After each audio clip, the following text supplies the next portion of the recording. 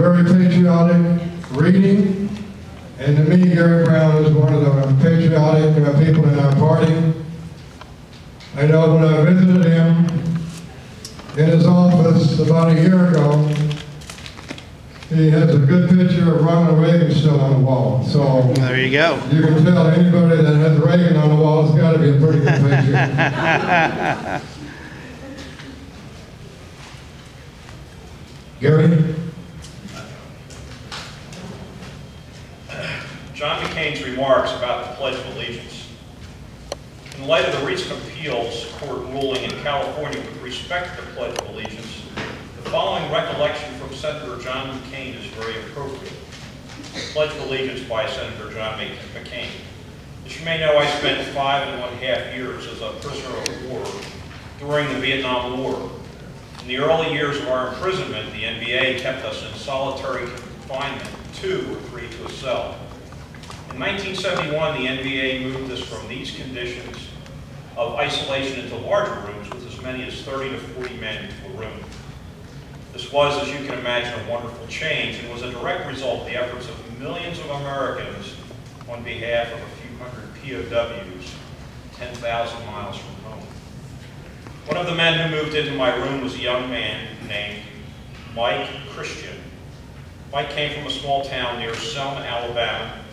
He didn't wear a pair of shoes until he was 13 years old. At 17, he enlisted in the United States Navy. He later earned a commission by going to officer training school, and he became a naval flight officer and was shot down and captured in 1967. Mike had a keen and deep appreciation of the opportunities this country and our military provide for people who want to work and want to succeed. As part of the change in treatment, the Vietnamese allowed some prisoners to receive packages from home. And some of these packages were handkerchiefs, scarves, and other items of clothing. Mike got himself a bamboo needle. Over a period of a couple of months, he created an American flag and sewed it on the inside of his shirt. Every afternoon, before we had a bowl of soup, we would hang Mike's shirt on the wall of the cell and say the Pledge of Allegiance. I know the Pledge of Allegiance may not seem the most important part of our day now, but I can assure you that at Stark Cell it was indeed the most important and meaningful event. One day the Vietnamese searched our cell, as they did periodically, and discovered Mike's shirt with a flag sewn inside and removed it.